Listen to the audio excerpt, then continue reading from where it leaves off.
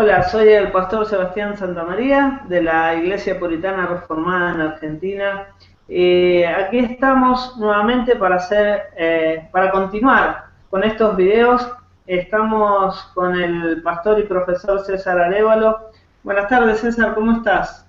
Muy buenas tardes, Pastor Sebastián, a ti y a los oyentes y a los que están mirando este video, que va a ser muy importante en cuanto a la reforma presbiteriana, y especialmente en este mes donde algunos reformados dicen celebrar el 31 de octubre la reforma, aunque no es un holiday, no es un feriado, pero lo hacen.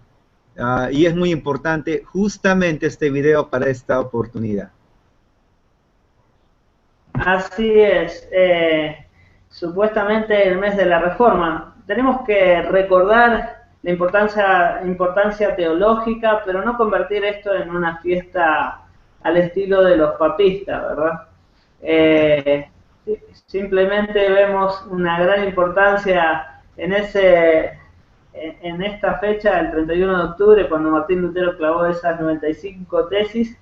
Fue un golpe bien martillado en las puertas de la iglesia de Gutenberg, y es un hecho importantísimo para la Reforma. Sin embargo, no es un holiday como tú has dicho. Pero hoy el tema específico que vamos a tratar, el cual habíamos ya anunciado de antemano, es acerca del Pacto Nacional en Escocia. Habíamos hablado de la importancia que había tenido el reformador John Knox en la entrada a Escocia después de haber pasado un tiempo con Juan Calvino. Habíamos hablado un poco acerca de la Confesión Escocesa y hoy nos toca hablar del Pacto Nacional. ¿Quieres introducirnos a esto? Y una pregunta importante que yo quería hacer, porque es importante enfatizar acerca de qué es esto de pactos nacionales. ¿Qué tiene que ver con la escritura? ¿Es lícito hacerlo? Hay que definir bien esta palabra de pacto por causa del entendimiento que se tiene de esta palabra en la actualidad. ¿Qué puedes decirnos, César, acerca de esto? Gracias, Pastor.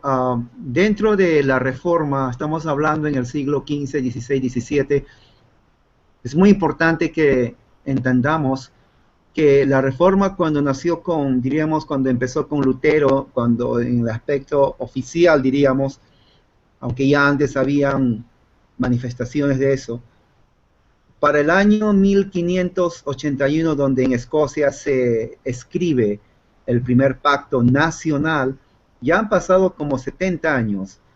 Durante 70 años la reforma avanzó y muchos de ese entonces tal vez habrán muerto la primera reforma, pero algunos tal vez estuvieran tal vez muy ancianos, son 70 años estamos hablando.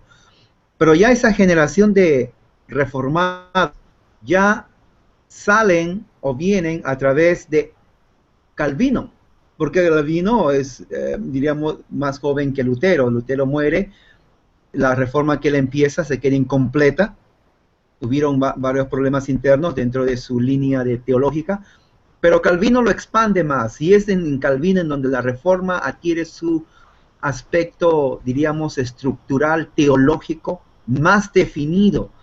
Entonces, en ese tiempo de Calvino, entonces vamos a ver que muchos salen de su escuela.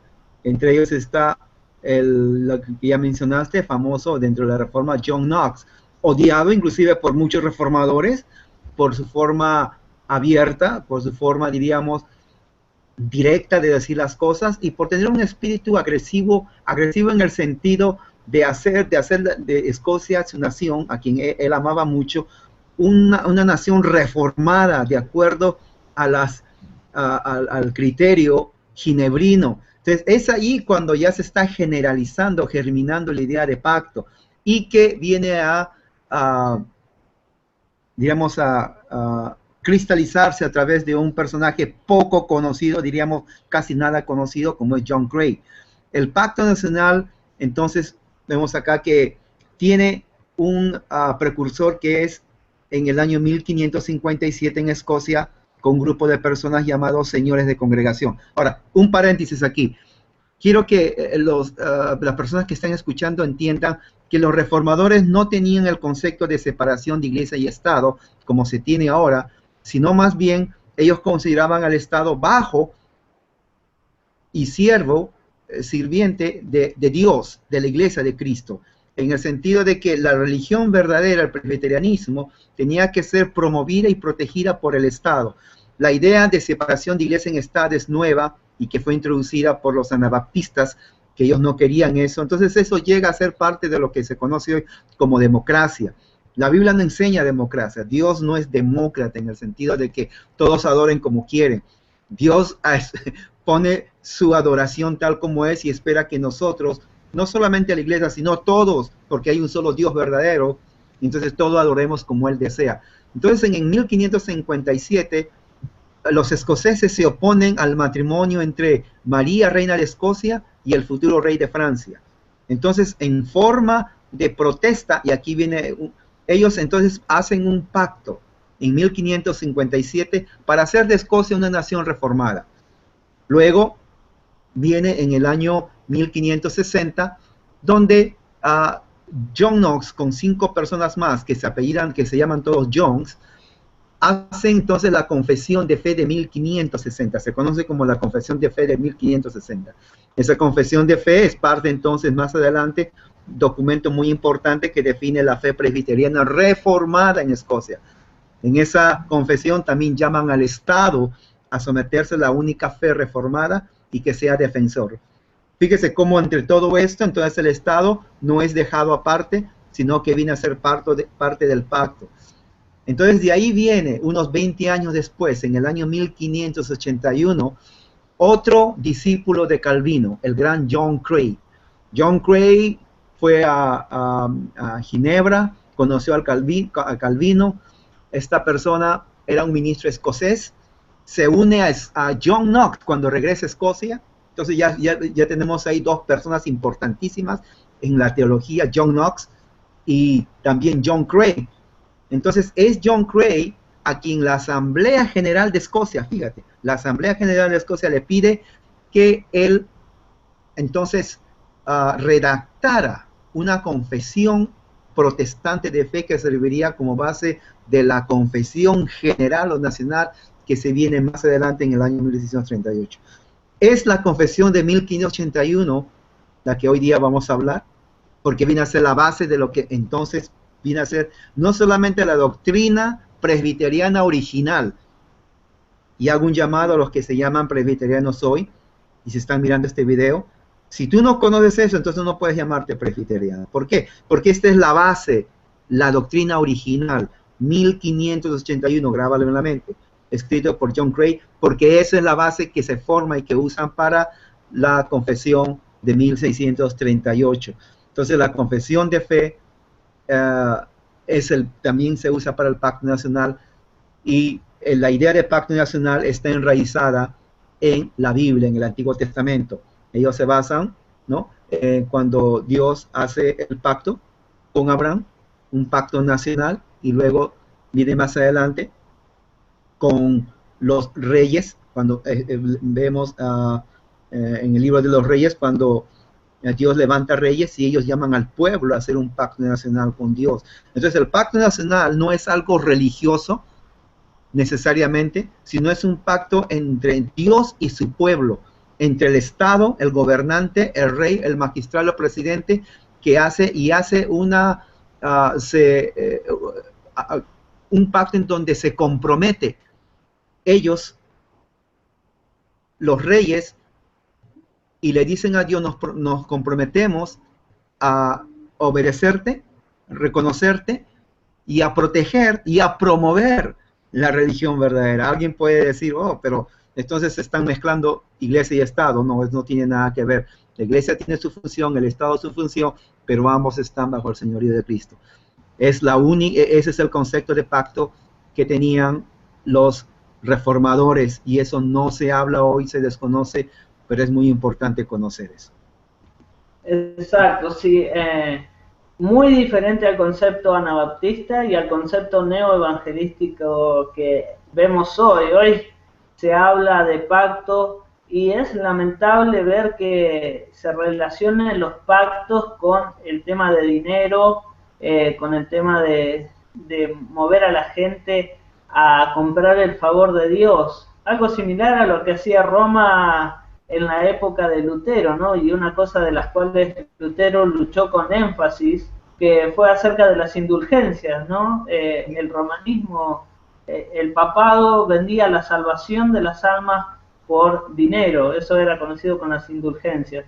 Ahora, este pacto nacional no tiene absolutamente nada que ver con esta idea de pacto que se está gestando en este tiempo, sino que tiene que ver con la idea bíblica de, por ejemplo, cuando Dios hizo un pacto con el rey David y su pueblo, o con Salomón, diciéndole que si él guardaba sus mandamientos y su pueblo iban a ser bendecidos.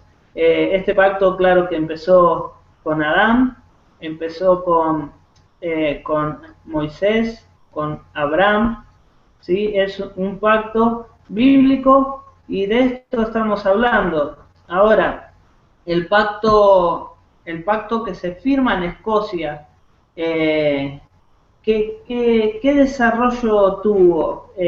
Podemos tocar algunos puntos de los cuales John Creed, que tú nos decías, le encomendaron que elaborara. Sí, el pacto de 1581 generalmente tiene que ver, y aquí tengo una parte, es un extracto, lo voy a leer, está en inglés. Dice aquí: nosotros los que nos suscribimos consideramos el presente tiempo en peligro relacionado a los ministros y a los profesores de la verdadera religión de Dios. Fíjese lo que dice: para ellos la verdadera religión de Dios es el gobierno presbiteriano dentro de este país, y que la majestad del rey está en peligro dentro de su propio estado y reinado, y como tal hemos sido obedientes a esta autoridad. Y ellos ponen más adelante, dice que nosotros entonces nos comprometemos en el temor de Dios a su majestad obediencia, y también juramos, ¿no?, de una forma fiel, en una forma pactante, y obligarnos a nosotros mismos uno al otro, que vamos a resistir al mal que tiene como intención dañar a las personas en contra de la verdadera religión de Dios. Fíjese, otra vez presbiterianismo.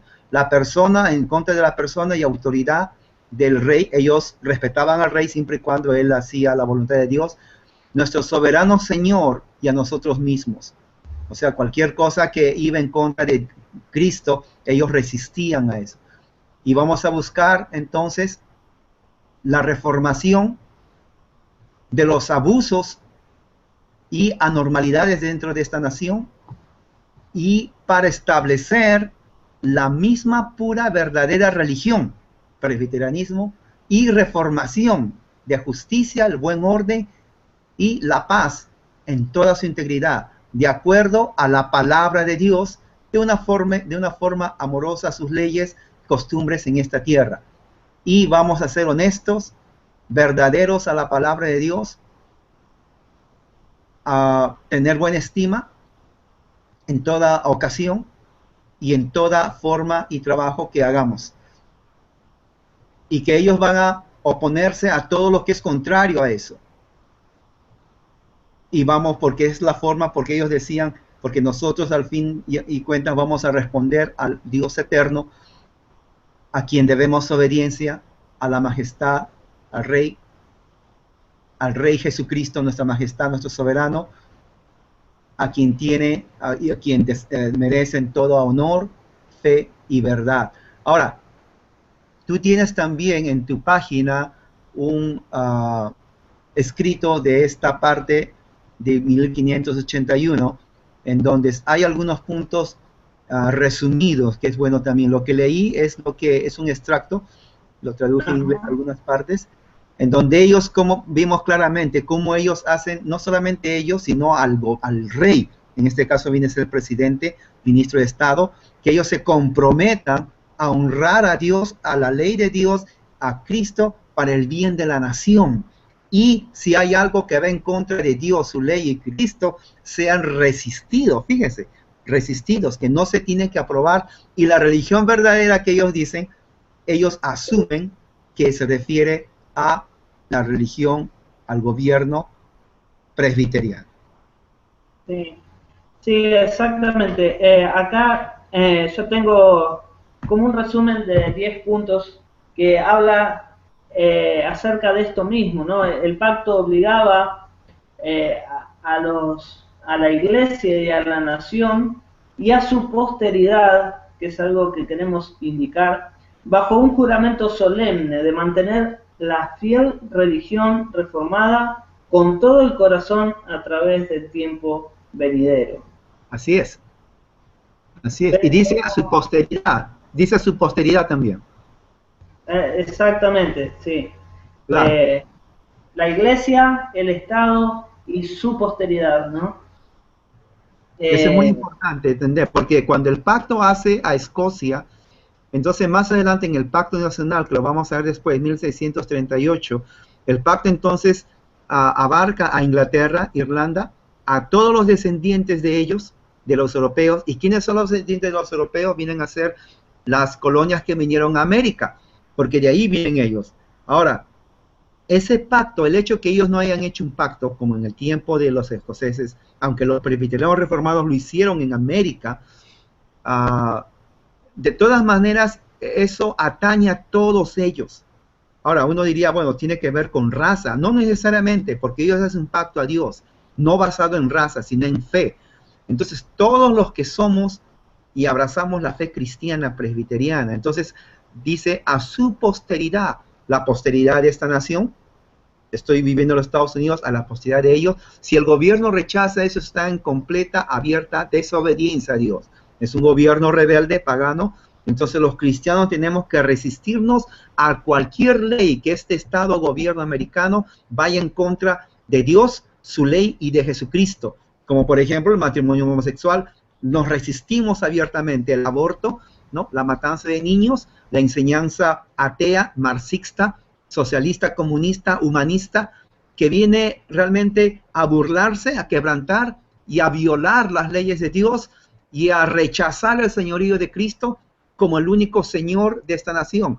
Entonces, los cristianos verdaderos, basados en este pacto que es para nuestra posteridad, nosotros somos la posteridad, entonces podemos nosotros resistir a esas leyes humanas creadas, manufacturadas de una mente animal, diabólica y humana, que va en contra de la verdadera y única y eterna ley de Dios.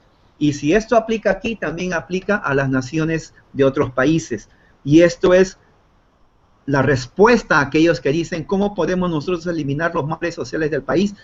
Bueno, primer paso, un pacto nacional. Demandar a los líderes de las naciones que reconozcan a Jesucristo, a Dios, a su ley, como el único Señor y la única religión del pueblo. El Estado tiene entonces el deber, como ministro de Dios, de promover la verdadera religión para el bien de la iglesia, de la sociedad. Entonces, todo aquel ministro de Estado, presidente, que se opone, rechaza y más bien promueve idolatría, promueve leyes humanas que van en contra de la ley de Dios, se convierte entonces en un rebelde, en un anticristo y también en un déspota, porque no está siguiendo la ley de Dios. Y la iglesia de Cristo, como dice el pacto, nos resistimos a cualquier cosa que vaya en contra de la ley de Dios. Exactamente. En uno de estos puntos indica algo importantísimo.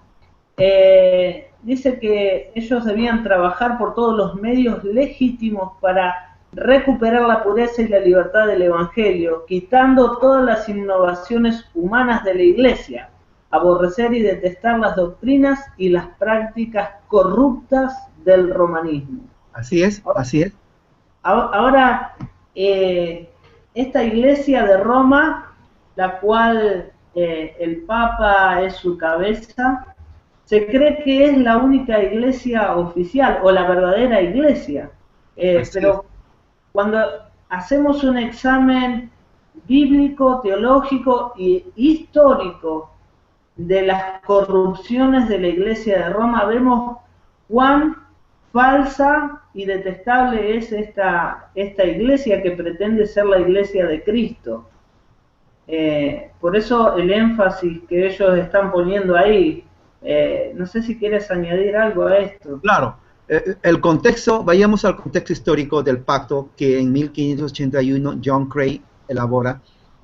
La reforma por sí mismo implica una protesta en contra de la Iglesia Católica Romana Papal, sus prácticas, doctrinas, rituales, porque ha corrompido, aparte que era una corrupción de sus propios clérigos, ya tal vez más adelante se puede hablar, una corrupción literal en vida, en doctrina, pero también una corrupción en el aspecto litúrgico, ¿no? En el aspecto doctrinal, en el aspecto de llevar a cabo la adoración a Dios. Entonces los reformadores dicen, no, esto es invención humana. Calvino escribe la necesidad de reformar la iglesia. Entonces todo eso viene a ser la base teológica para esta protesta que lleva a un pacto. Entonces cuando dice ahí ellos, ¿no? Como tú leíste, en contra de toda innovación humana, la innovación humana está hablando dentro del contexto católico romano, de su doctrina y práctica, y también de su liturgia. Liturgia, muchos dicen, el evangélico anabautista, escuchan liturgia, dicen, católico. No, la liturgia no es un término católico. Liturgia significa el modo de adorar a Dios. Si no les gusta la palabra liturgia, entonces vamos a hablar de otra forma. La forma de adorar a Dios que ellos seguían estaba corrupta. Entonces, los reformadores dicen, no, eso no es lo que Dios quiere. Dios quiere esta forma de adorar, de acuerdo a su palabra. Dios, no podemos hacer algo que Dios no ha ordenado en su palabra. Entonces, ese es el contexto por la cual dice esa frase y tiene que ser rechazada. Innovación humana, ¿por qué? Porque ellos empezaron a inventar. Entonces, la reforma, por eso se llama reformar. Ellos se consideraban católicos, pero no romanos papalistas, ¿no? o del Papa. Ellos querían reformar a la iglesia porque se consideraban la única iglesia, religión verdadera, que fue corrompida por los abusos papales en doctrina y práctica litúrgica. Ahora, esto, como decía en el primer punto, se extiende hasta nosotros. Nosotros como ministros también pretendemos esta misma reforma para nuestro tiempo y en nuestro contexto histórico, tanto tú en California, en Estados Unidos, como yo en Argentina, y sea en cualquier parte del mundo. Estamos pretendiendo una reforma eclesiástica, un volver a la forma bíblica, pactual, a la forma de gobierno presbiteriana, que es la forma instituida por el Señor, a la adoración auténtica, que es aquello que el Señor ha mandado, y lo que no ha mandado está absolutamente prohibido, y también una reforma civil, donde todas las autoridades civiles, sean intendentes, gobernantes, jueces, se vuelvan y no simplemente hagan una mera apoyo de su mano en la escritura pretendiendo jurar algo falsamente, sino que se ajusten a lo que la escritura les demanda a ellos como siervos de Dios en el gobierno, ¿verdad? Y esto lo pretendemos hoy, no es que estamos simplemente hablando de un pacto nacional que fue hecho en aquel entonces, sino que esto también nos incluye en alguna manera, ¿verdad?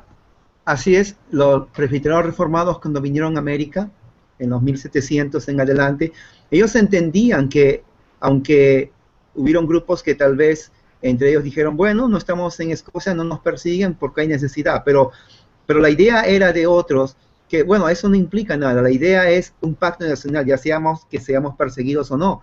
Entonces la Iglesia Presbiteriana Reformada mandó al gobierno, al Congreso de los Estados Unidos 2 veces, una forma de hacer enmiendas a la Constitución en donde se reconozca a Jesucristo como el Rey el mediador del Estado, del gobierno y de la Iglesia dentro de su constitución, y que la única religión verdadera sea la religión de Cristo, que se mencione, porque la Constitución americana no menciona eso. La Constitución americana es una constitución abierta en el sentido, según ellos, democrática, ¿no? De las ideas del alumbramiento de Europa en el siglo XVII en adelante, XVIII. Entonces los que redactaron la forma de la Constitución americana, aunque muchos de ellos se llamaban cristianos, en realidad no reconocieron en forma escrita ni definieron a cuál Dios ellos estaban adorando.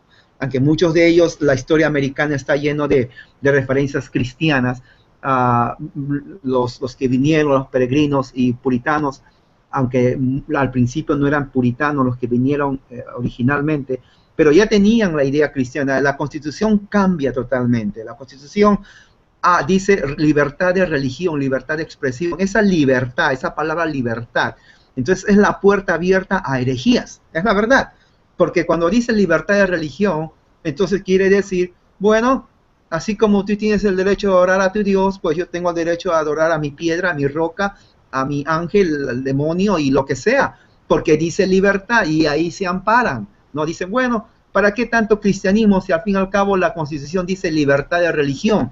Lo cual significa no solamente cristianos, sino también budistas, musulmanes, ateos, hinduistas y ponle todas las religiones y herejías que hay. Entonces los presbiterianos decían, no puede ser eso. Se tiene que, hay una verdad, hay una religión verdadera, hay un solo Dios y un solo Cristo.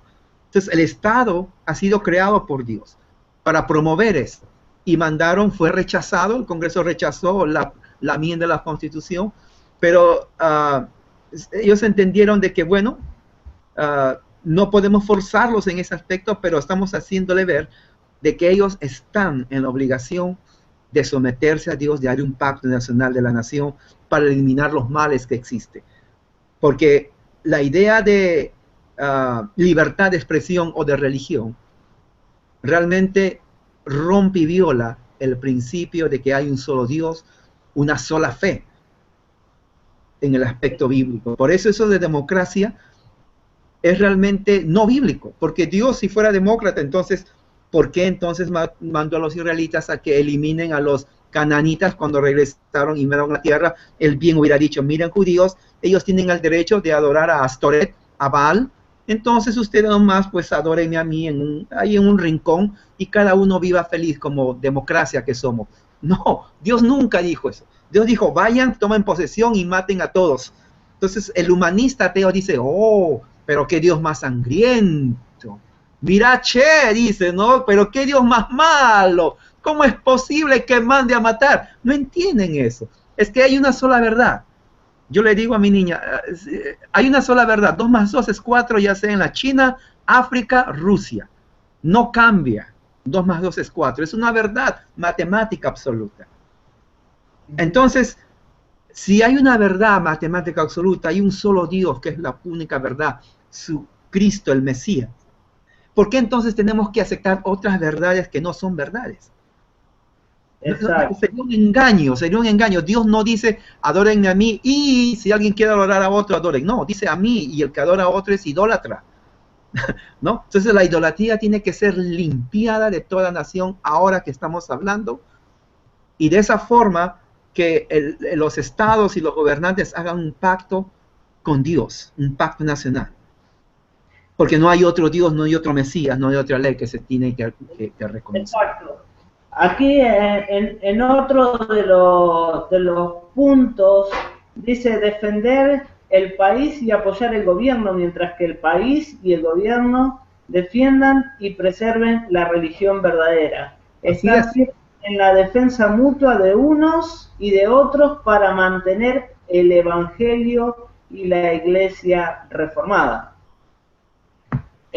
Acá vemos la ayuda mutua, ¿no? Y uno de los puntos importantes que decías, el cual fue modificado de la confesión escocesa y de la confesión que vino años después con los teólogos puritanos de Westminster, en su capítulo 23.3 fue modificada porque demandaba en la misma confesión, con avales bíblicos bien estables, lo que debía hacer el gobierno para con la religión verdadera, la religión presbiteriana y reformada. Debía purgar al Estado completo de toda falsa religión, desde mormones, testigos de Jehová, la Iglesia de Roma, anabaptistas y cualquier otra religión falsa que se levante en contra del conocimiento del Señor. ¿Por qué? Porque Dios había puesto y ha puesto la espada en manos del gobierno y no de los individuos o de la Iglesia. La Iglesia tiene el deber de presentar defensa en su teología y demostrar cómo todas las demás llamadas religiones de hombres son falsas en cuanto a la única y estable verdad eterna del Señor. Entonces, este equilibrio mantenía al país bajo la soberanía de Dios en cuanto a la Iglesia y en cuanto al Estado. No sé si quieres añadir algo a estos dos puntos. La consecuencia de religión, libertad de expresión, y de mencionar a Dios como soberano de una forma muy general, sin especificar cuál Dios, Cristo, las Escrituras, ha traído o abierto una puerta que ha sido de maldición a este país. Las escuelas públicas hoy en día son fábricas de adoctrinamiento anticristiano, pro-humanista, pro-marxista, pro-ateísta, pro-inmoral y todo lo que es en contra de Dios en la promoción.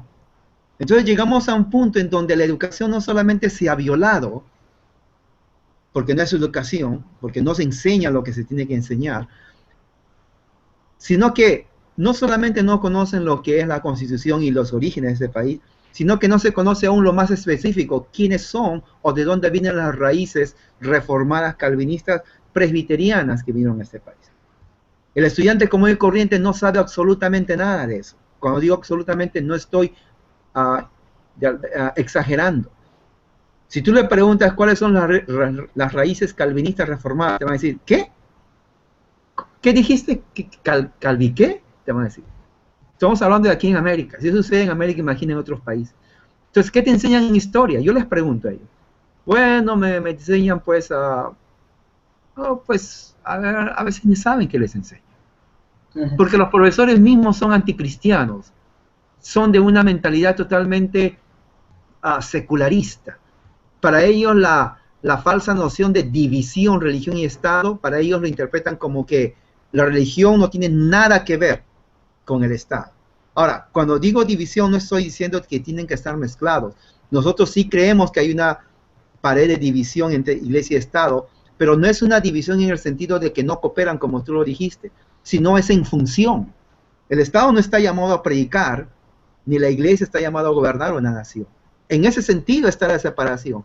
Pero están unidos porque ambos están llamados a defender la fe verdadera. El Estado es ministro de Dios.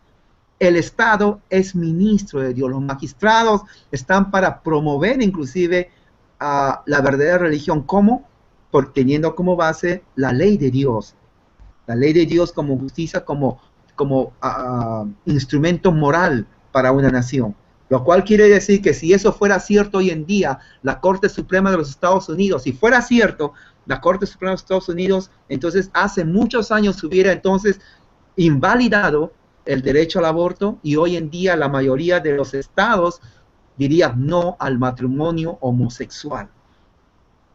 Pero sin embargo, estos jueces paganos inmorales, ignorantes, cuya sabiduría es animal, diabólica y caída y terrenal, entonces ellos de una forma abierta rechazan y se burlan la ley de Dios y pasan leyes humanas inmorales diciendo que el hombre se puede casar con el hombre y la mujer con la mujer y que amenazan a iglesias diciendo que si no lo hacen serán multadas. Fíjate hasta dónde fue la lo que Isaías dice, a lo malo van a llamar bueno y a lo bueno malo. Entonces, ¿cuál es la solución a estos problemas sociales? Demandar al Estado impío y pagano de esta nación y a todos esos cobardes magistrados que están ahí, que se sometan al señorío mediatorial de Cristo y que hagan un pacto nacional. Ellos lo rechazan, pero cada vez que rechazan, entonces están bajo el juicio de Dios, porque Dios no lo ve como algo separado. Hay una sola fe, un solo Señor, y como dice Pablo, y esto va a seguir a que todos los enemigos de Cristo estén sometidos bajo sus pies. Es nuestra fe cristiana y la fe de los reformados también. Exactamente. Hablaste muy certeramente acerca de las escuelas. Recordemos que antes de firmar el Pacto Nacional en Escocia, en 1561, se creó la primera escuela y los reformadores tenían la intención de sacar de la ignorancia al pueblo y que por medio de la educación formal pudieran ellos todos no solo obtener las escrituras, sino que las puedan leer, entender y que de esa manera haya una reforma en toda la nación. Y también se incitaba al estudio amplio de todas las materias para la gloria de Dios. Como nombraste brevemente recién, 2 más 2 es para todos y en todos lugares lo mismo. Así lo mismo es la base de la ley de Dios. Ahora los gobiernos en parte toman la segunda tabla de la ley en cuanto a nuestra actitud con el prójimo en cierta manera, ¿verdad? Toma estas responsabilidades. Si alguien roba, se lo multa, se lo pone preso. Si alguien mata. Pero, ¿qué hay de los primeros 4 mandamientos de la tabla del Señor, la cual los gobernantes no están exentos?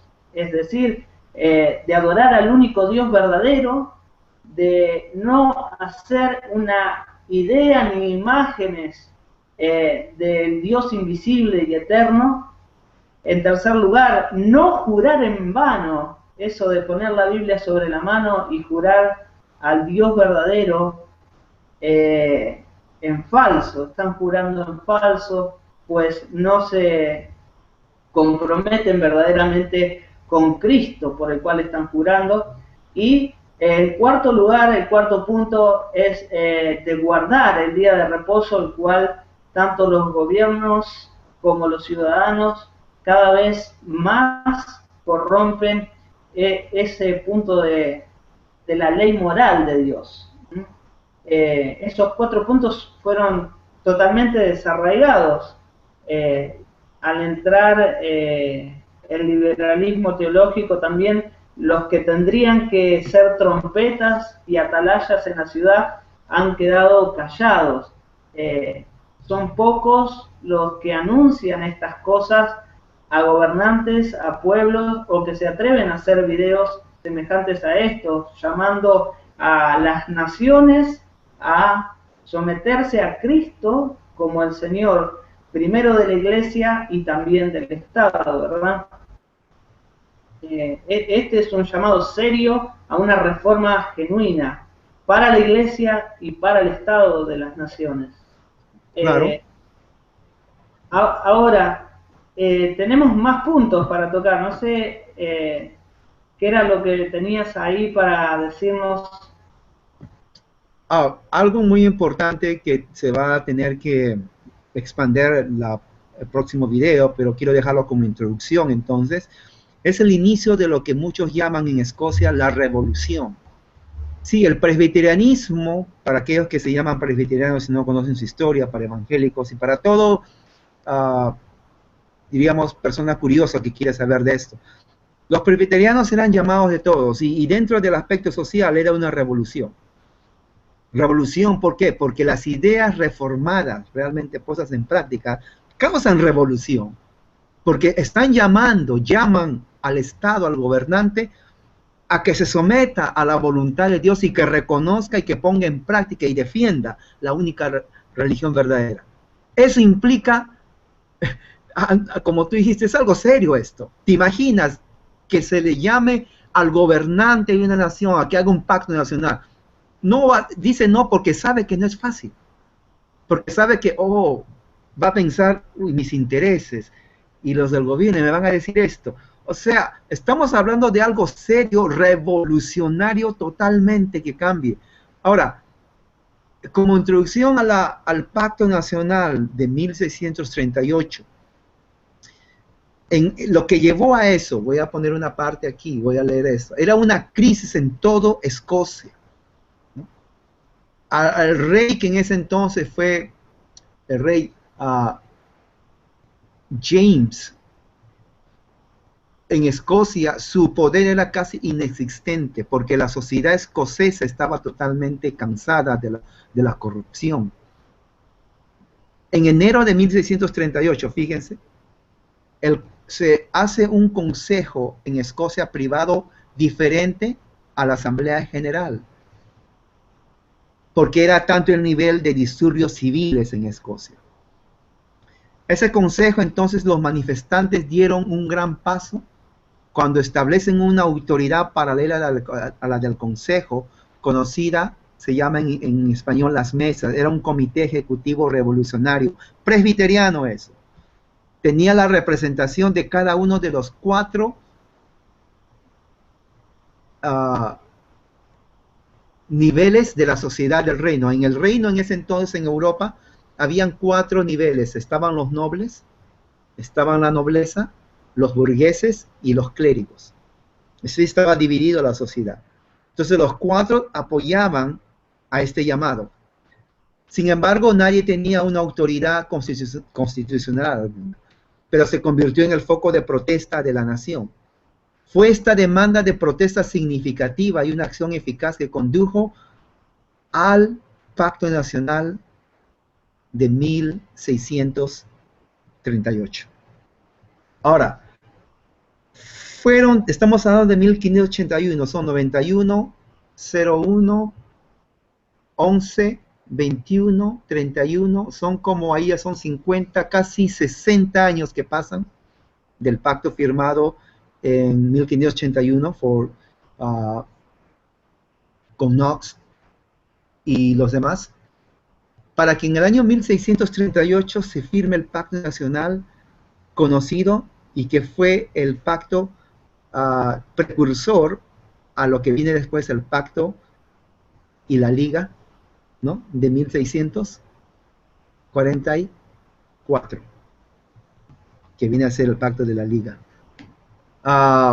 Pero el Pacto 1638 tenemos que desarrollarlo la próxima semana porque habla de una forma, ahí pone, es un pacto en donde incluye la confesión de fe. ¿Recuerda la confesión de fe que lo hizo Knox? ¿En qué año fue? En el año de 1500, ¿cómo dice? 60, cuando hizo la confesión de fe. Incluye el pacto de 1581 y al final son 3 partes que incluyen las partes prácticas de lo que incluye, que es la adoración legítima de la iglesia presbiteriana.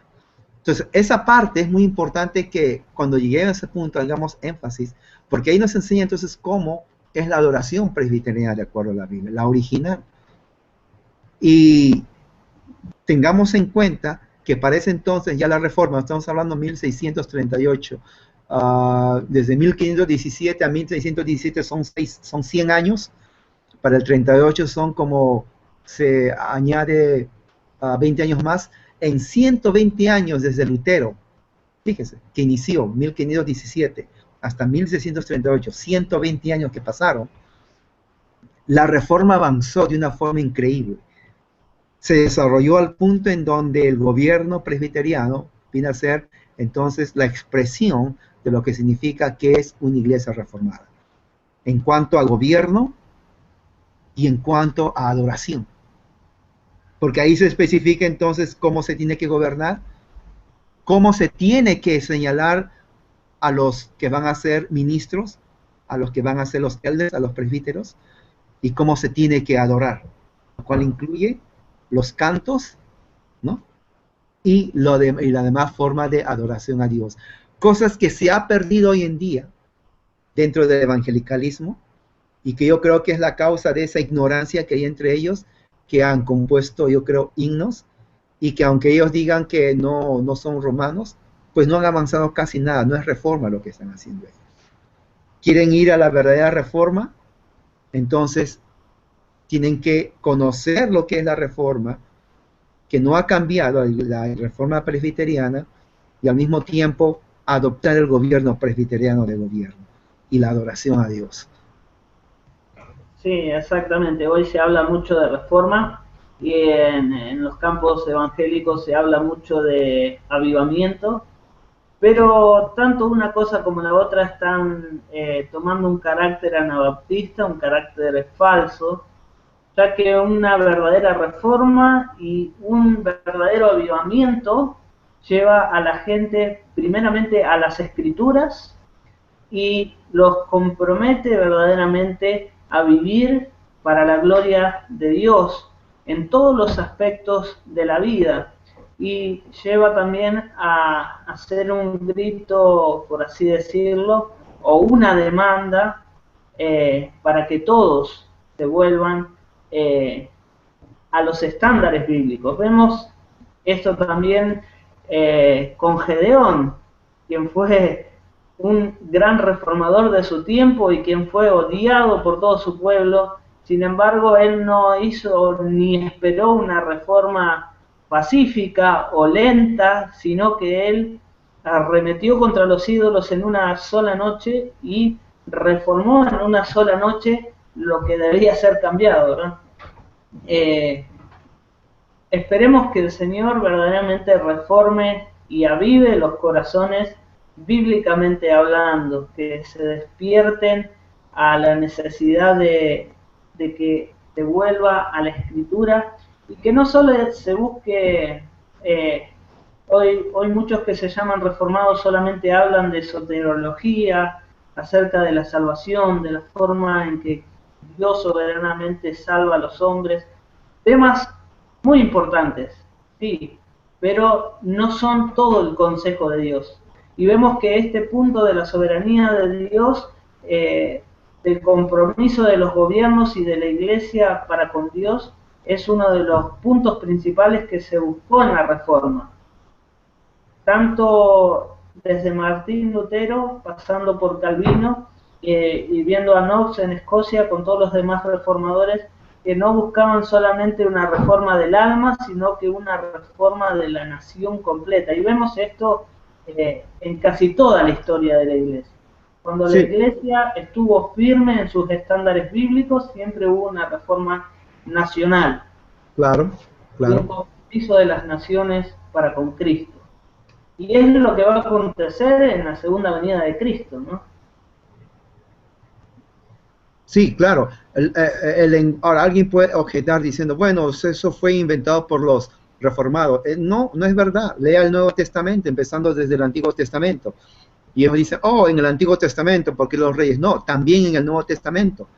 Pablo, en sus cartas, dice que en el libro de Efesios, en Corintios, siempre hace referencia a que los enemigos de Cristo van a estar sometidos a sus pies. Hace aplicaciones del Antiguo Testamento a la escatología de Cristo, y que es algo que está sucediendo porque Cristo está reinando hoy en día. Entonces, dentro de ese aspecto, estamos viendo si todo va a estar sujeto bajo sus pies. Entonces, dentro de ese todo, ¿qué está? Está el gobierno y el Estado. Porque dice, todo está sujeto a sus pies. Entonces, si el gobierno y el Estado está dentro de ese todo, entonces el gobierno y el Estado significa personas, gobernantes, magistrados, presidentes, ministros de Estado, líderes de naciones.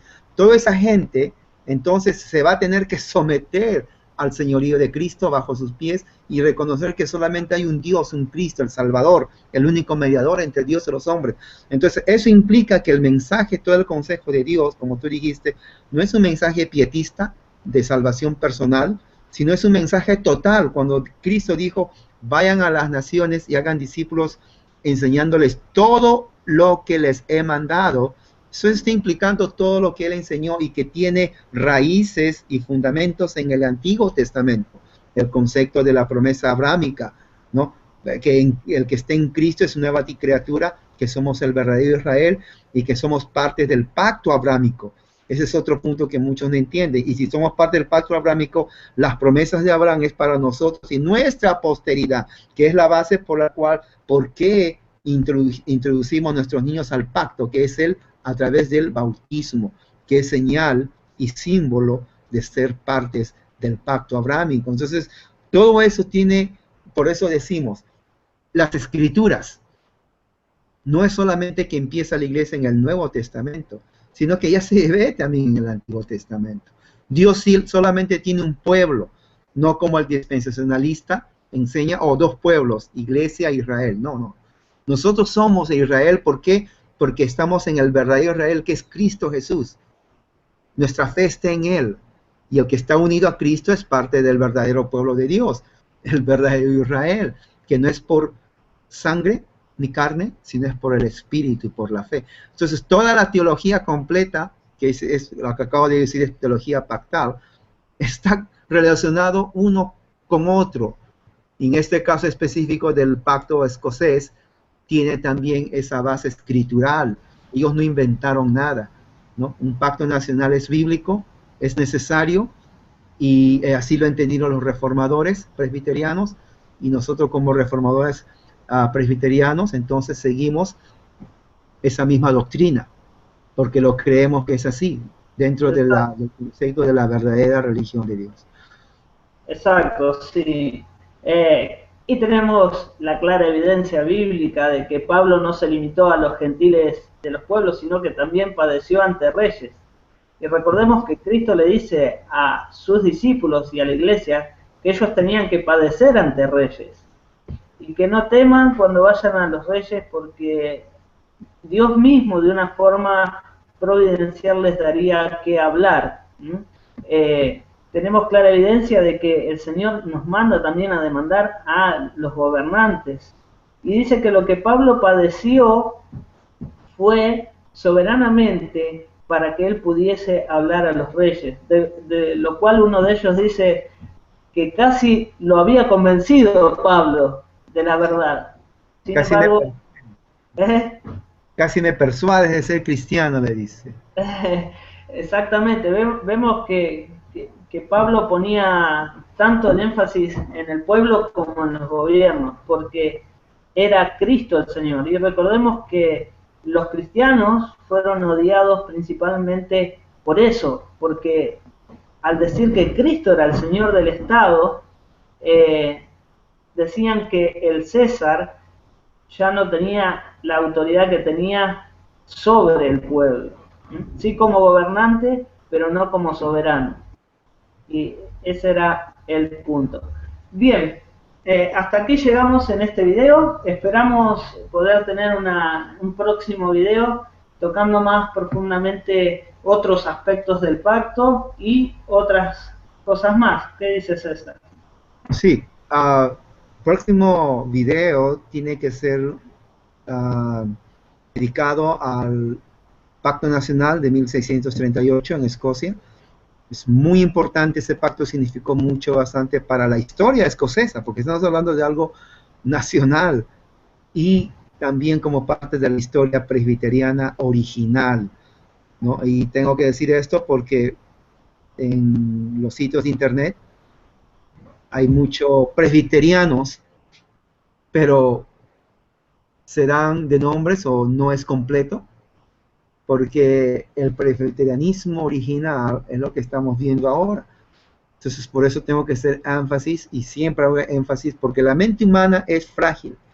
Tú le dices algo ahora y mañana se olvida de cosas básicas. Imagínate de algo histórico con fechas, nombres, lugares. No, pues se va a olvidar en un día, ¿no? Entonces, tenemos que insistir, perseverar, ¿no? Persistir, repetir. Tenemos que enfatizar siempre esto, porque es histórico, nadie está inventando nada, y es parte para entender por qué hacemos y creemos lo que creemos. Entonces, Yo invito a las personas que tal vez no son presbiterianas y están mirando por curiosidad, que esa curiosidad entonces se manifieste más bien en un interés genuino, ¿no? Y que ese interés genuino les lleve a conocer y entender las raíces presbiterianas.